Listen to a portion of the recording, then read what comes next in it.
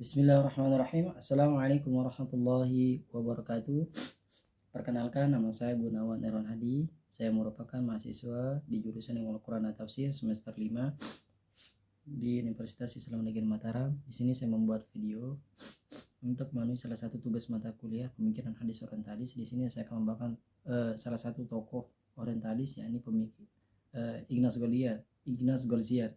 Di sini saya akan membawakan tentang pemikiran beliau, di mana ada beberapa macam yang saya bahas. Yang pertama tentang biografi beliau, kedua pemikiran beliau tentang hadis. Oke, baik, saya di sini akan membawakan tentang yang pertama tentang biografi dari Ignaz Goldziher. Yang pertama, Ignaz Goldziher beliau itu lahir di Segesver, Hongaria pada bulan Juni tahun 1850 dan wafat tahun 1921. Beliau adalah salah satu seorang sarjana barat yang sangat dipertimbangkan di antara para pendiri kajian Islam modern di Eropa. Nenek moyangnya merupakan seorang pandai emas di Hamburg pada abad ke-16 yang berkeyakinan Yahudi. Ketika dia masih muda, si Ignaz Goldziher ini menunjukkan kecerdasannya yang luar biasa dengan menulis sebuah esai tentang asal mula dan waktu.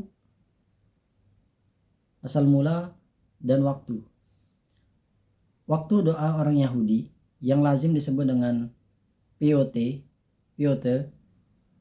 Dari segi pendidikannya, ia pernah belajar di beberapa universitas, di antaranya ialah Budapest, Berlin, Leipzig, dan Leiden atas dorongan Baron Eötvös, Menteri Kebudayaan Hongaria. Dengan biaya siswa yang beliau dapat dari negaranya di Berlin, ia belajar dengan Profesor Rodiger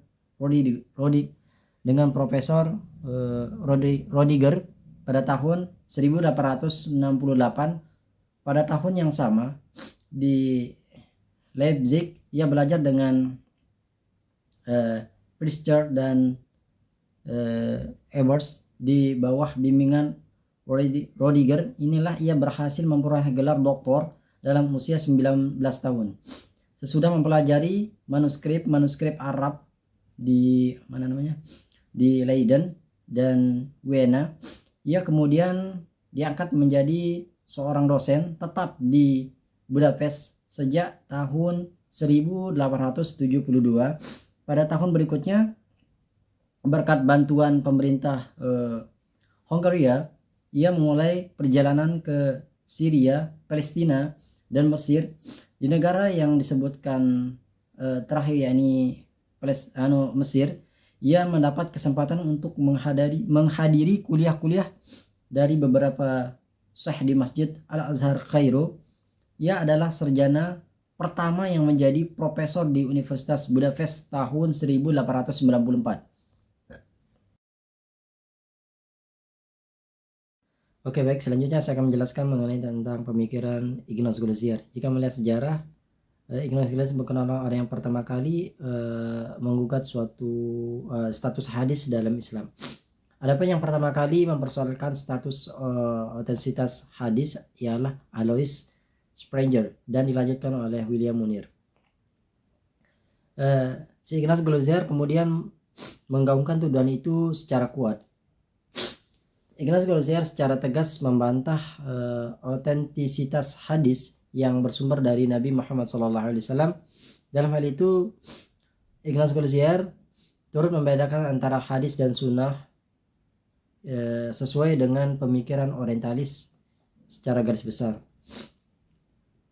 Sehingga Ignaz Goldziher menyimpulkan bahwa hadis adalah akibat dari pertumbuhan dan perkembangan Islam secara sosial dan historis selama 2 abad pertama. Sedangkan sunnah menurutnya peraturan-peraturan yang praktis yang muncul sebab kebiasaan-kebiasaan umat Islam saat itu di ranah ibadah ataupun hukum. Si Ignaz Goldziar ini meragukan akan otentisitas hadis karena beliau beranggapan bahwa hadis itu tidak sama dengan Al-Quran, sebagaimana dijelaskan dalam Quran surat Al-Hijr ayat 9 yang berbunyi, A'udzubillahi minasyaitonir bismillahirrahmanirrahim, inna nahnu nazzalna dzikra wa inna lahu hafidun. Sesungguhnya kamilah yang menurunkan Al-Quran dan kamilah pula yang akan menjaganya. Oleh sebab itu si Ignaz Goldziar menganggap bahwa hadis itu tidak sama dengan Al-Quran, yang Al-Quran mempunyai yang menyatakan bahwa Allah itu akan menjaga Al-Quran itu tersebut, yang mendapat jaminan dari Allah Subhanahu wa taala. Oke, baik, selanjutnya saya akan menjelaskan mengenai beberapa pandangan Ignaz Goldziar mengenai hadis.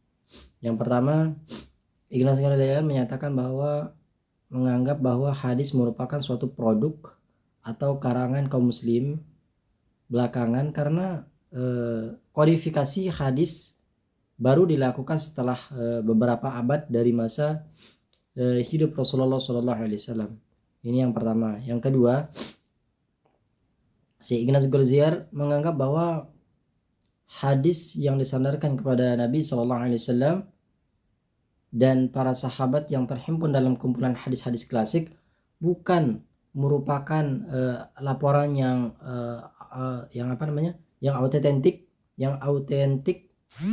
tetapi merupakan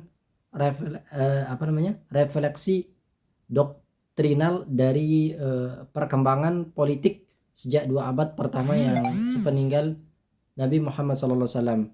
Baginya hampir-hampir tidak mungkin, bahkan setipis keyakinan untuk menyaring sedemikian mungkin banyak materi hadis hingga dapat diperoleh sedikit sekali hadis yang benar-benar orisinil dari Nabi atau generasi sahabat di awal Islam.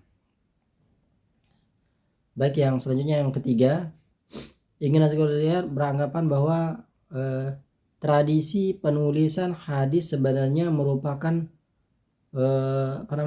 pengadopsian dari gagasan-gagasan besar agama Yahudi yang di dalamnya ada larangan atau penulisan aturan-aturan agama. Namun ternyata pemahaman yang keliru tersebut masih juga mendapat dukungan dari sebagian kaum muslimin sendiri, walaupun bertentangan dengan fakta-fakta yang telah ada. Menurut si Ignaz Goldziar, dukungan kaum muslimin ini sebenarnya tidak bisa terlepas dari kepentingan ideologis, karena kaum muslimin tidak memiliki bukti yang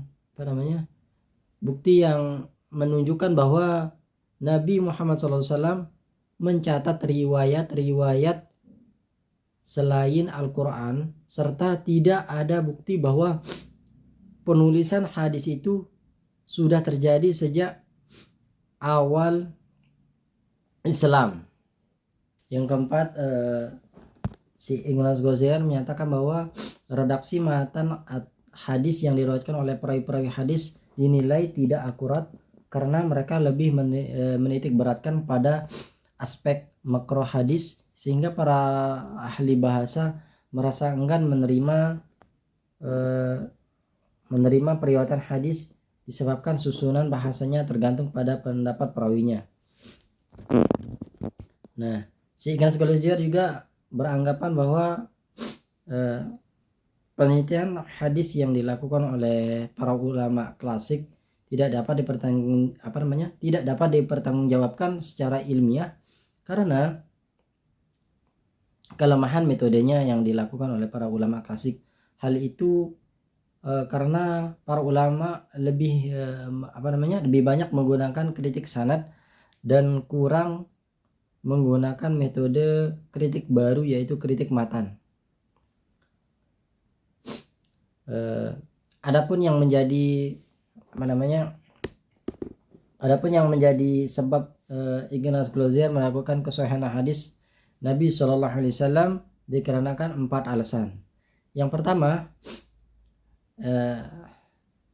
tidak tidak disebutkannya sumber tertulis pada koleksi hadis belakangan dan sering memakai istilah-istilah isnad yang menginterpretasikan periwayatan lisan daripada periwayatan tertulis.